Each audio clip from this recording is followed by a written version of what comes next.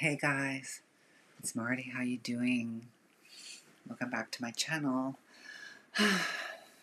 We're at the brick wall, so I'm doing a video.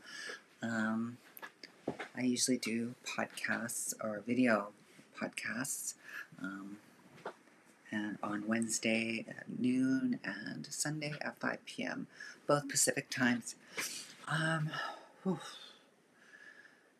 just got overwhelmed with a sense of oh shit, before I even start that, if you're new to my channel, I'm a woman of a teen, transgender, transsexual experience. I'll pop up a card up there that leads you to one of my stories that I talk in length about my journey from 1516, so that's 1977-78, to today, 2020.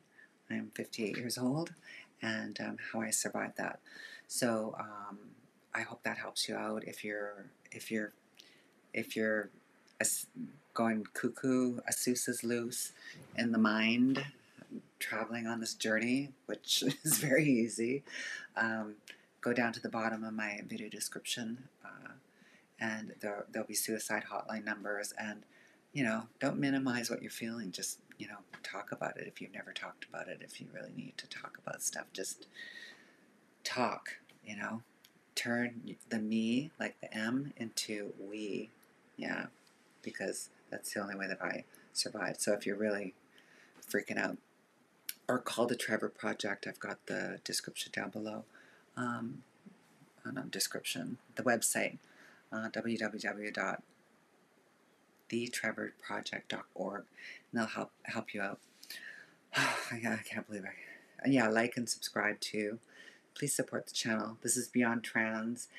I'm trying to continue this channel. It's been 3 years, about 3 years, and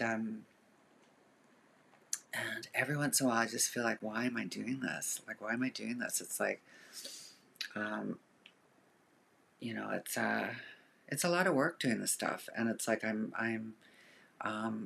the reward is connecting with a tribe that I never had before. Since I was a little kid, shivering on the street, and that's how I was ever having conversations around so many people of trans experience. My whole life journey has been very few and far between with the community, because back then there was no community. The community was, a community only if it was like to help each other survive on the streets and stuff. But we all just wanted to. Most of us just, went out into the world and started our little covens and had our secret gay people and, or whatever in our club that we'd go to, and, let it all out and stuff, and, conquer that one part. And some of us exploded bigger than others, like Tiggy and I really popped in Vancouver in the early 80s, and in the club scene there, and the whole club kid scene there and all that stuff. And but why I'm saying all this is that, there's been all of this, and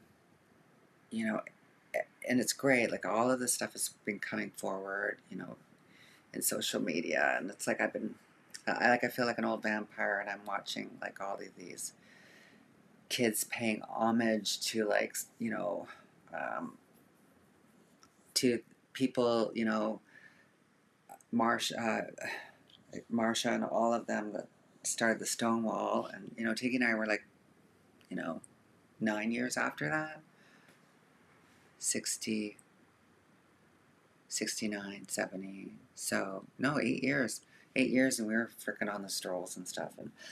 And so I just hear all this talking about their ancestors and all of this recognition for them, and they talk about us like we're all dead. You know what I mean? Like, there's some of us that survived that stuff, right? And people are, people that, even were in the scene, in the mid 80s, had it so freaking good compared to, what Tiggy and I went through, as kids and stuff. And there's not many of us left, and it's like, and I just feel that people think that I feel like I'm dead in a way, like around social media and stuff. And you know, at the beginning, I was when I started social media 8 years ago. Well, was it 8 years ago? Yeah, 8 years ago, Facebook, and and then 2014, so 6 years ago, I started Twitter and Instagram, um, and I connected with you know, a lot of the people of that were the visible transgender people, and I connected with them, and um, anyways, and I've created with lots of them, and been disappointed with a lot of them, and I don't know. I just feel like quitting in a way. Like I just feel like quitting. You know, I'm like trying to keep up with the Joneses. Look, I got black lip from, you know, getting pumped, facelift last January. You know, so I could be more palatable for the lens again. You know, reclaim some of my youth and my beauty for so that I can you know, keep doing the podcast and stuff. And it's been great. Like I've been meeting a lot of fun people and stuff, but like, but where's the freaking recognition on you know, the ones that have survived like way back when? Like it's like, do we have to all be like tragic characters in a novel and stuff? It's like I'm just going like, I just can't believe like the people that I follow and that follow me and that I've helped support and stuff like that too. And I haven't had anybody reach out to me to like, hey, I want to be on your podcast, or, you know, hey, you're doing a great job, or anything like that. And, you know, it was weird. It's like when it seems like I kind of came in at the tail end of everybody starting out and like really blossoming in social media with Laverne on Time and stuff. And I was writing a blog, and you know, I got 6 chapters into it, and you know, had a fallout with my editor, who was from LA, and I thought she was gaslighting me, saying that it's in my mind, but it's like a lot of the stories that I was telling her started becoming, you know, plays that were trying to be created on off Broadway and stuff, and I'm like, I don't know, I don't like this, so I like cut it off. And anyway, so I just kind of went into my shell when it came to writing. I just kind of let it all go, and I'm sitting on these 6 chapters and sitting on this music that Tiggy and I, the last thing that Tiggy and I did before she died. And, you know, I keep wanting to create these projects and stuff, but it's like, it's like people, like, I can't believe the famous people that follow me and I follow them. And it's like, and there's no support. And it's so weird because when I was famous, the it girl, like in Vancouver, and had them lined around the block at the Love Affair for shows and stuff, and God, I don't even know if they knew I was trans, or you know, it was the kind of just, is she whatever. She's like this punk rock, like freaking whatever, with Tiggy, and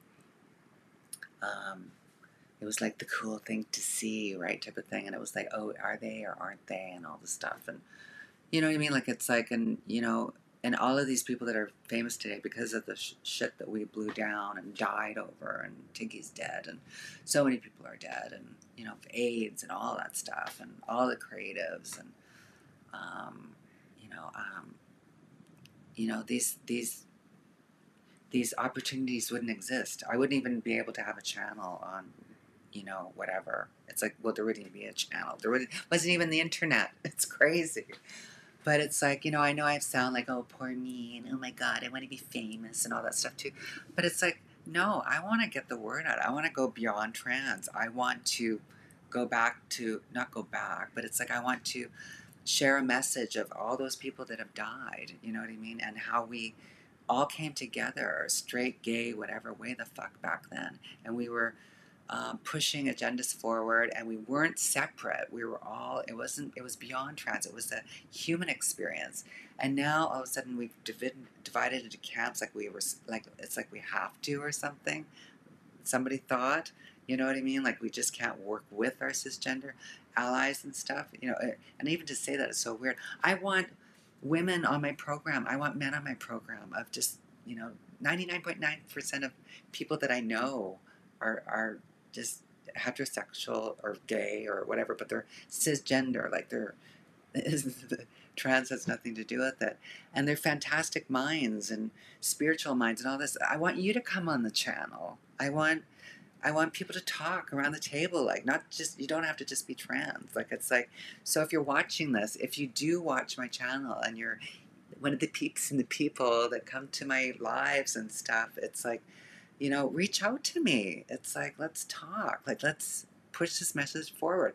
Look at of all this in 2020. Like, if you're watching this taped, it's like this is, or in time or whatever.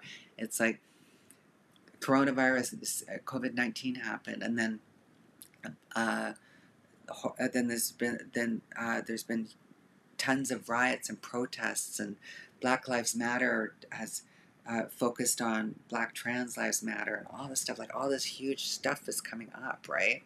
And there's all of this dialogue that can happen about it. God, I've admitted that I've been a racist. Years ago, I talked about it on this channel. One of my first videos, my inner transphobia, my racist when I was a kid, because I was brought up like that. And it's like, and I had to pound that out of my head. But it's like, I want to talk with other people, not just, I want to get everybody at the table talking about that, and not just, not being the token tranny or stuff, like when I used to, be with all the clubs in Vancouver, and I'd be invited to a party, and it's like, and I would be the token tranny at the table, and I used to call them pink sweater pizza parties, and because it was just that absurd, right? And it's like, and it's kind of like happening now. It's still too. It's like there's, it's like, oh my goodness, it's like they have one at the table, they have Laverne at this table, or they have like one. It's like it shouldn't even be an issue. Like we should just all be happening. Like we really have to in all aspects of our life. Just, um, uh, it's so frustrating. It's just so weird to watch this. Like, we really need to. I really need to see. Um,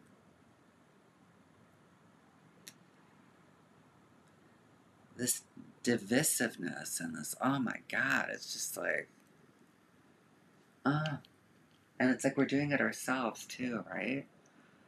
So I don't know, everything that's going on in the world is just bringing up all the ghosts in me and all the people that are dead that have helped mold me and stuff, and it's like, we're not all dead. I'm thinking that camera's going, but I'm actually just using my laptop because I just felt like I had to say this, and I know probably most of it is just psychobabble, but it's like I just needed to release this, and because this has to have more meaning. This has to have more meaning. This channel has to have more meaning, and you can only talk about electrolysis and this and that and this thing and that thing, and it's like, and that,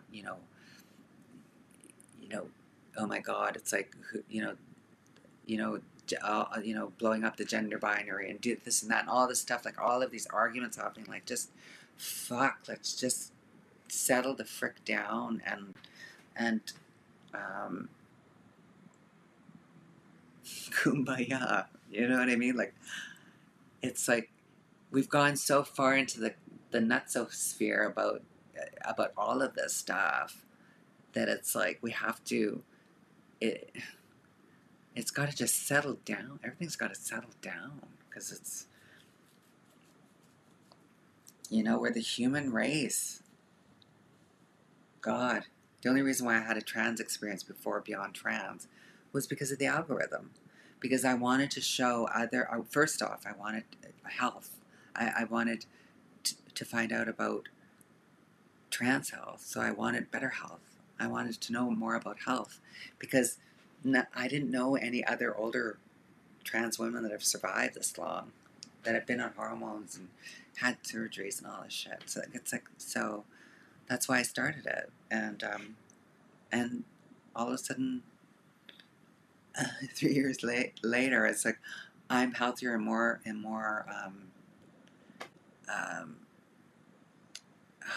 I've done the deepest work in the last 3 years, being able to share on this program, on this channel, and having women of trans experience girlfriends again, and you know, and watching everybody grow, and going to school, and like Chloe, Chloe from Chloe Connection. It's so great, because like it blows her mind thinking that when I explain how my mind's blown, because never in a million years would we think that somebody could just be a graduate student in psychology, becoming to become a doctor in counseling psych. You know what I mean? Like, it's like, they would have thought you were nuts, and put you right in the psych ward, because you had no rights, you had no nothing.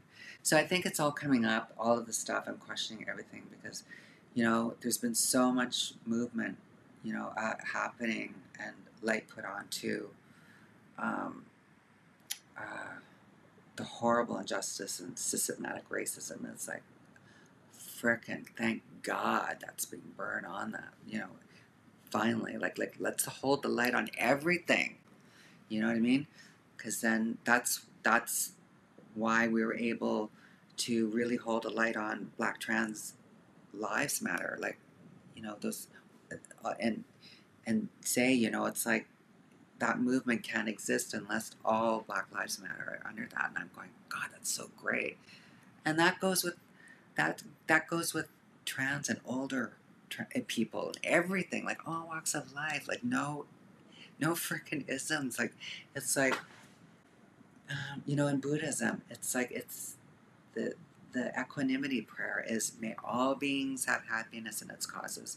May they never have suffering in its causes. May all beings, all, like, older people, younger people, all races, all sexes, all orientations, all, it's like, God, that's thousands of years ago.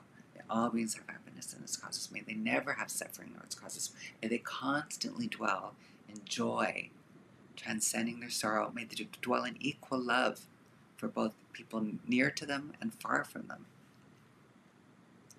I know I'm getting all preachy here, but it's like, it's simple compassion, kindness, and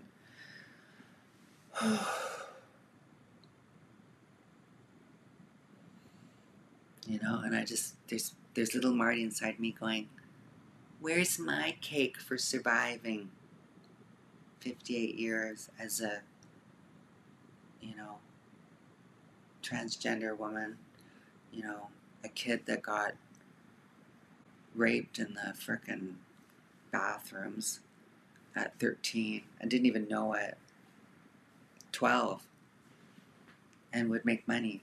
In 1975, 74, 75, my friend showing me how to do that, and it's like, and then I decided, oh my God, this feels so good, because there's attention to me, because I'm this kid starved for attention, not getting any attention, and then all of a sudden, not only am these men loving me, but they're giving me money. Like, oh my God. And then I have money, and then it's like, I don't have to ask I hated asking my dad for money, because it was always this, I always felt so guilty. I was brought up Roman Catholic, I guess, I don't know, that's what it, and I just hated it. So it's like, so when I had money, I would, and I didn't have to ask him, and, I was buying my mother a dishwasher when I didn't even remember this until I saw her in her last years of her life when we reconciled. She says, oh, you bought me my first dishwasher, and I was going, oh my God, you were so young, I don't know how you did it. And I'm going, wow, she had no clue. Yeah, so I survived all that, and so yeah, I qualify for a medal of freedom. I got the chest to pin it on, and yes, I do want a medal. Anyways, I'm just squawking for all of those that can't squawk. They're dead. All my friends, and and I just see all of this representation of different marginalized communities. What about the older transsexual woman? Where are our breaks? You know, they gave these breadcrumbs to Miss Tracy Africa. I was watching some of her stuff. What a beautiful being. And I'm just going, God, it's like, oh, what a brave soul to do back. She, you know, I didn't even have enough self-esteem to do that. People told me, oh yeah, you know, you should model. And it's like, you know, I went on one cast to go into one agency, Blanche McDonald in Vancouver.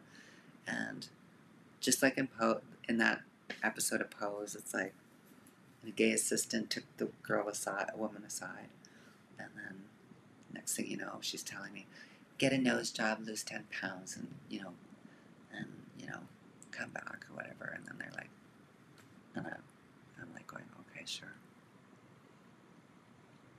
Anyways, yeah.